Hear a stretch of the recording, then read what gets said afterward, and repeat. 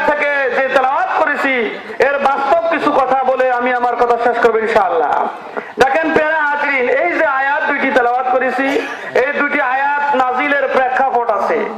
এই দুইটি আয়াত নাজিল করা হয়েছিল রাসূলুল্লাহ সাল্লাল্লাহু আলাইহি সাল্লাম যখন মক্কা থেকে মদিনায় হিজরত করেছিলেন, তার পরের বছরেই বদরের যুদ্ধ সংঘটিত হয়েছিল। অযথা এই মদিনার আনসার এবং মুহাজিরদের উপরে একটা জোর করে একটি যুদ্ধ চাপিয়ে দেওয়া হয়েছিল আবু জেহেল কর্তৃক।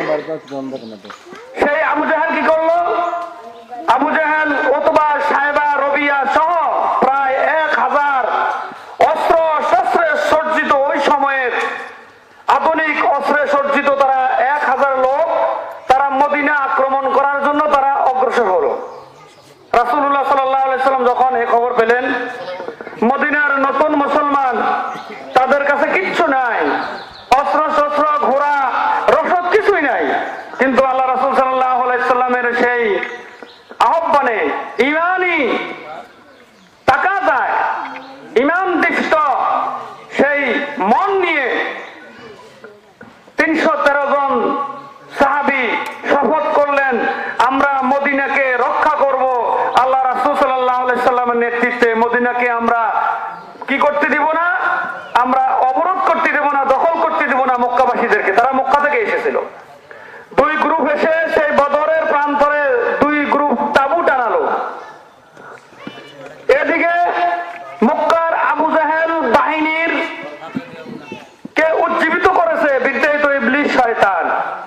এই কথাই আল্লাহ তাআলা এখানে বলেছেন, কামাসালিশ শাইতান ইয ক্বালা লিল ইনসানি কুফর। এদের উদাহরণ হলো শয়তান, সে প্রথমে মানুষকে বলে কুফরি করো। শয়তান কি করলো? আবু জেহেল, উতবা, সাইবা, রবিয়া সকলকে বলল যে তোমরা 1000 জন আর মুহাম্মদ হচ্ছে 313 জন, তার কাছে কোনো অস্ত্র নাই, সে পারবে না, নিশ্চিত তোমাদের আজকে বিজয় হবে বদরে, যাও তোমরা। এ কথা বলে শয়তান উজ্জীবিত করে বদরের প্রান্তর পর্যন্ত তাদেরকে নিয়ে গেল। নেওয়ার পরে কি করলো? যখন প্যারা হাজরিন আল্লাহ রাসূল সাল্লাল্লাহু আলাইহি সাল্লাম স্বয়ং এবং কিছু কিছু সাহাবী যখন দেখলেন সেই আরশে আজিম থেকে আল্লাহ রাব্বুল আলামিনের অনুমতি ক্রমে প্রথমত 2000, তারপরে আরো 2000, তারপরে আরো 2000, মোট 6000 যখন আল্লাহর পক্ষ থেকে ফেরেশতা নেমে এসেছিল বদরের প্রান্তরে মুসলমানদেরকে এবং নবী করিম সাল্লাল্লাহু আলাইহি সাল্লামকে সাহায্য করার জন্য। কিন্তু আবু জাহেল, উতবা, সাহাবা এটা দেখে নাই। দেখছেন কে? মুসলমানরা, মুহাম্মদুর রাসূলুল্লাহ সাল্লাল্লাহু আলাইহি সাল্লাম এবং ইবলিস। সে তো অনেক কিছু দেখে, আমরা দেখি না, সে দেখে। সে এটা দেখে সে বাকছে, সে বেগে গেছে, এখানে আর সম্ভব না, এখানে নিশ্চিত আজকে এই কি আবু জাহেল বাহিনী পরাজয় বরণ করবে, এখানে আমি থাকতে পারবো না, এই কথা বলে সে এখান থেকে বাকছে। সে এখান থেকে ভেগে গেল। সে বলছে লা গালিবাল লাকুমুল ইয়াওমা মিনান নাস ওয়া ইন্নী জারুল লাকুম, আজকে ওই তোমাদের বিরুদ্ধে জয়ী হতে পারবে না।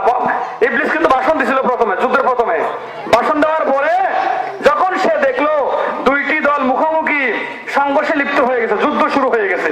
যুদ্ধ শুরু হওয়ার পরে যখন দেখলো আসমান থেকে ফেরেশতারা অগণিত সাদা পাগড়ি, সাদা জুব্বা, সেই ঘোড়ার পিঠে আরোহণ করে যখন আসমান থেকে নামতেছে 6000 ফেরেশতা, সে এটা দেখে ফেললো ইবলিস। দেখার পরে সে কি বলতেছে দেখেন, কোরআনের মধ্যে আল্লাহ তাআলা এই কথাও তুলে দিয়েছেন। সুবহানাল্লাহ, সূরা আনফালের 48 নম্বর আয়াতে বলছেন, ইন্নী বারিউম মিনকা ইন্নী আরা মা লা তারাউনা ইন্নী আখাফুল্লাহ। আমি তোমাদের দায়িত্ব থেকে মুক্ত। আমি তোমাকে কইয়া বদর পর্যন্ত আনছিলাম যে তোমরা আজকে যুদ্ধ বিজয়ী হবে, কিন্তু আমি যা দেখতেছি আজকে তোমাদের আর বিজয় হওয়ার কোনো সম্ভাবনা নাই। ফেরেশতা চলে আসছে। আল্লাহ রাসূল সাল্লাল্লাহু আলাইহি সাল্লাম যে দোয়া করছেন বুখারী শরীফের মধ্যে আসছে, আল্লাহ রাসূল যে রাত্রিতে ঘুমান নাই, ওই বদরের যুদ্ধ সংঘটিত যেদিন হবে তার আগের রাত্রে তিনি সেই গভীর রাত্রে উঠে যেভাবে কান্নাকাটি শুরু করছেন, আবু বকর রাদিয়াল্লাহু আনহু বলেন, ইয়া রাসূলুল্লাহ আপনি আর কাঁদবেন না, আল্লাহ নিশ্চয় আজকে আপনার দোয়া কবুল করে ফেলেছেন, আপনি আর কাঁদিয়েন না। আল্লাহ রাসূল সাল্লাল্লাহু আলাইহি সাল্লামের হাত মুবারক টাইমে আবু বকরের নামাই দিয়েছেন, আপনি আর কাঁদতে হবে না, আল্লাহ আমাদেরকে বিজয় দিবেন ইনশাআল্লাহ। ঠিক আল্লাহ তাআলা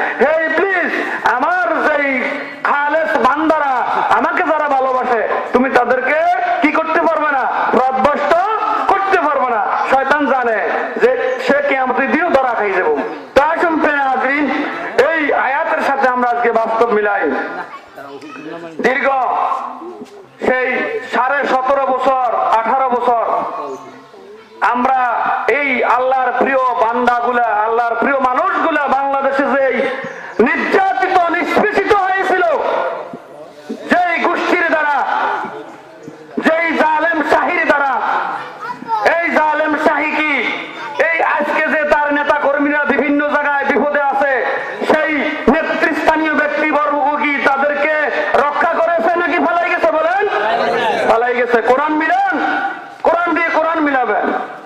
আজকে আমরা কি দেখি, তাদের দলীয় লিডার সহ যারা, তাদের কথায় মানুষ ঘর থেকে বের হওয়ার সাহস পেত না, এত ভয় পেত, এই লোকগুলো আজকে এই সাধারণ নেতা কর্মীদেরকে বিপদে ফেলাই তারা চলে গেছে, খবর নাই? ঠিক শয়তান এই কাজটাই করেছিল বদরের প্রান্তরে। শয়তান সেই মক্কা থেকে শত শত মাইল দূর থেকে মদিনার বদরের প্রান্তর পর্যন্ত এনে দিছিল বিজয় দিব, কিন্তু যখন দেখলো আল্লাহ সাহায্য, সেই মাজলুম নির্যাতিত নিষ্পেষিত মুসলমানদেরকে যখন সাহায্য করতেছে আল্লাহর পক্ষ থেকে, তখন সেই শয়তান চলে গেল।